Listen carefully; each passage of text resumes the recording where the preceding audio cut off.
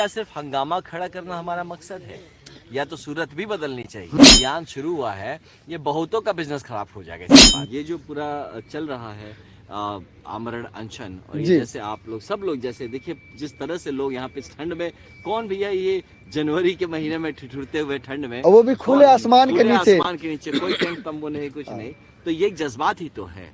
तो ये जज्बात जो है वो जरूर, वो जो वृद्ध जो थे, हम मतलब जो भी बुजुर्ग थे, तो उनको वो बचपन की यादें हैं। सोचिए उनके बचपन की यादें, तो बचपन की यादें जो होती है ना, बड़ी इनोसेंट रहते हैं, बहुत इनोसेंट होता है, सच्चा मेमोरीज होते हैं वो।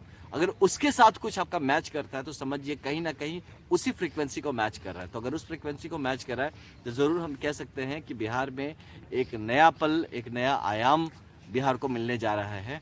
और अब बिहार जाग चुका है, जैसे जेपी के बाद बिहार जागा था और एक नया बिहार बनने की तरफ।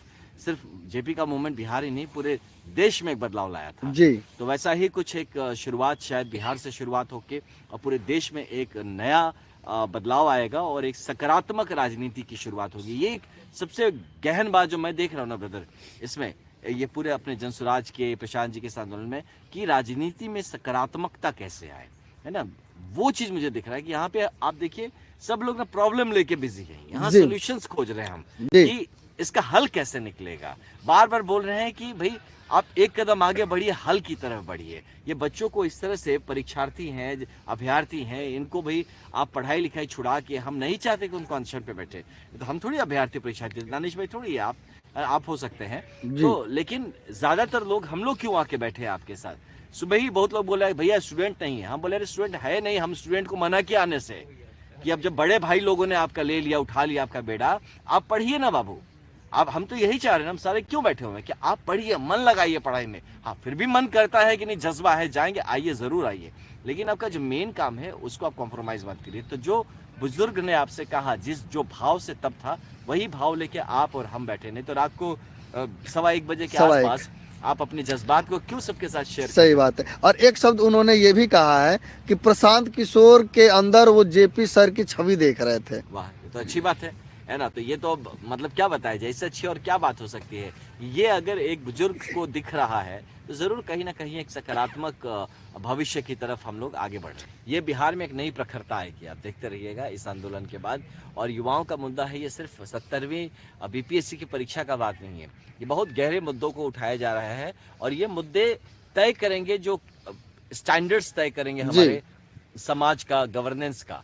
और आने वाला टाइम जब पूरा हमारा भारतवर्ष अब बहुत हर तरफ से विकास कर रहा है, बढ़ रहा है, तो बिहार का उसमें बहुत ही अभिन्न और मजबूत हिस्सा होगा। इसके लिए बिहार को तैयार करना, और ये बहुत मुश्किल काम है।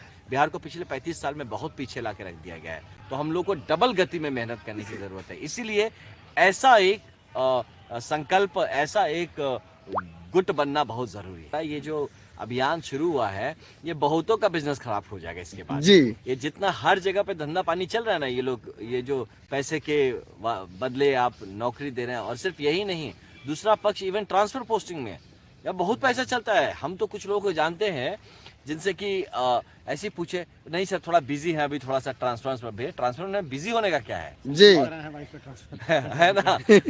तो ये हालत है यहाँ पे कि आपका इतना ज्यादा हर चीज। तो जब आप पैसे लेके भाई किसी को ट्रांसफर करेंगे तो वो आदमी को पैसा निकाल।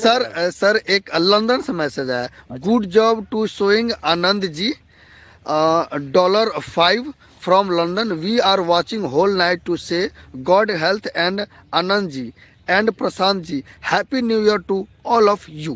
Thank you to you, and thank you to all our Biharis who are there in London or anywhere in this world. You know, you are our pride, and you be strong and keep making, I mean, help us keep our morals high and keep fighting for it. ये माननीय जो अपने मुख्यमंत्री जी हैं, ये हमारे delegation से मिले और मिलकर इनके जो प्रॉब्लम्स हैं इनको सुने और सुन के इसका निवारण करके दे जी। ये होगा तब ये आमरण अनशन समाप्त होगा। अभी दर्शक पूछ रहे हैं कि प्रशांत सर का स्वास्थ्य कैसे है, क्योंकि उनका जो फोटो था चेकअप का वो वायरल हो रहा है। अच्छा, नहीं वो तो है ही। देखिए अब ऐसी स्थिति में वो मेहनत कर रहे हैं, और मतलब जिस तरह से भूखे बैठे हुए यहाँ पे, तो स्वास्थ्य डेफिनेटली डाउन जाएगा ग्रेजुअली। ये तो ह्यूमन शरीर है, और अभी ठीक है, स्ट्रांग है। प्रशांत जी वो स्ट्रांग आदमी है ना, मेहनती है। 2 साल से पैदल चल चल के और मजबूत बन गए हैं, तो इतनी जल्दी तो टूटने वाले नहीं है। लेकिन हाँ, ये ग्रेजुअली इंसानी शरीर है, इस पे तकलीफ होगा ही और ग्रेजुअली जो पैरामीटर्स बिगड़ेंगे। तो यही आशा है कि सरकार को ये बात दिखे कि अपने एक जुझारू बेटे को इस तरह से मतलब हानि किसी तरह का ना पाए।